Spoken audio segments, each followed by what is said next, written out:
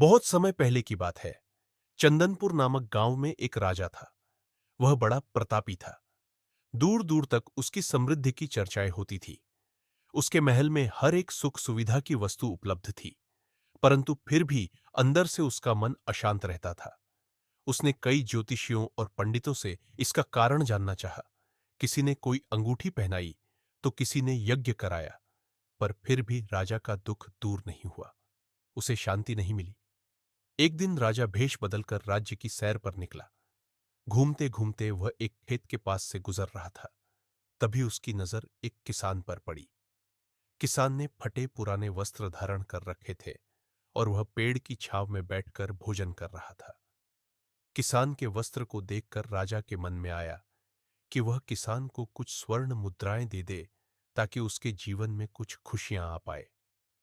राजा किसान के पास जाकर बोला, वो मैं एक राहगीर हूं। मुझे तुम्हारे खेत में यह 4 स्वर्ण मुद्राएं गिरी मिली। क्योंकि यह खेत तुम्हारा है, इसलिए यह मुद्राएं तुम ही रख लो। किसान बोला। नहीं नहीं सेठ जी, ये मुद्राएं मेरी नहीं है। इसे आप ही रखें या किसी और को दान दे दें। मुझे उनकी आवश्यकता नहीं है। किसान की यह प्रतिक्रिया राजा को बड़ी अजीब लगी। वह बोला, धन की आवश्यकता किसे नहीं होती। भला आप लक्ष्मी को ना कैसे कर सकते हैं। किसान बोला। सेठ जी, मैं रोज 4 आने कमा लेता हूं और इसी में खुश रहता हूं। राजा ने अचरज से पूछा, क्या आप सिर्फ 4 आने की कमाई करते हैं और उतने में ही प्रसन्न रहते हैं? यह कैसे संभव है?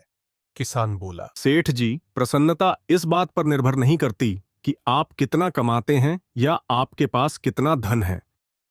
प्रसन्नता उस धन के प्रयोग पर निर्भर करती है। राजा ने उपहास के लहजे में प्रश्न किया। तो तुम इन 4 आनों का क्या क्या कर लेते हो? किसान भी बेकार की बहस में नहीं पड़ना चाहता था। उसने आगे बढ़ते हुए उत्तर दिया, इन 4 आनों में से एक मैं कुएं में डाल देता हूं, दूसरे से कर्ज चुका देता हूं, तीसरा उधार में दे देता हूं और चौथा मिट्टी में गाड़ देता हूं। राजा सोचने लगा। उसे यह उत्तर समझ नहीं आया। वह किसान से इसका अर्थ पूछना चाहता था, पर वो जा चुका था। राजा ने अगले दिन ही सभा बुलाई और पूरे दरबार में कल की घटना कह सुनाई और सबसे किसान के उस कथन का अर्थ पूछने लगा। दरबारियों ने अपने अपने तर्क पेश किए, पर कोई भी राजा को संतुष्ट नहीं कर पाया। अंत में किसान को ही दरबार में बुलाने का निर्णय लिया गया। बहुत खोजबीन के बाद किसान मिला और उसे सभा में प्रस्तुत होने का निर्देश दिया गया। राजा ने किसान को उस दिन अपने भेष बदलकर भ्रमण करने के बारे में बताया और सम्मानपूर्वक दरबार में बैठाया। मैं तुम्हारे उत्तर से प्रभावित हूं और तुम्हारे 4 आने का हिसाब जानना चाहता हूं। बताओ, तुम अपनी कमाए 4 आने किस तरह खर्च करते हो, जो तुम इतना प्रसन्न और संतुष्ट रह पाते हो? किसान बोला। हुजूर, जैसा कि मैंने बताया था, मैं 1 आना कुएं में डाल देता हूं, यानी अपने परिवार के भरण पोषण में लगा देता हूं। दूसरे से मैं कर चुकाता हूं, यानी इसे मैं अपने वृद्ध माँ बाप की सेवा में लगा देता हूं। तीसरा मैं उधार दे देता हूं, यानी अपने बच्चों की शिक्षा दीक्षा में लगा देता हूं।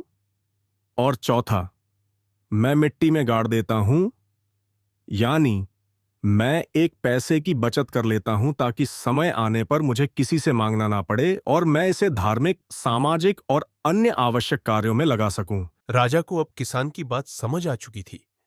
राजा की समस्या का समाधान हो चुका था। वह जान चुका था कि यदि उसे प्रसन्न एवं संतुष्ट रहना है तो उसे भी अपने अर्जित किए धन का सही सही उपयोग करना होगा।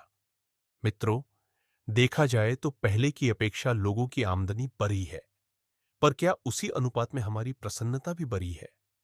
पैसों के मामलों में हम कहीं ना कहीं गलती कर रहे हैं। लाइफ को बैलेंस्ड बनाना जरूरी है और इसके लिए हमें अपनी आमदनी और उसके इस्तेमाल पर जरूर गौर करना चाहिए। नहीं तो भले हम लाखों रुपए कमा ले, पर फिर भी प्रसन्न एवं संतुष्ट नहीं रह पाएंगे। ऐसी ही मनोरंजक कहानियों के लिए हमारे चैनल पंकु मंकु टीवी को सब्सक्राइब करें।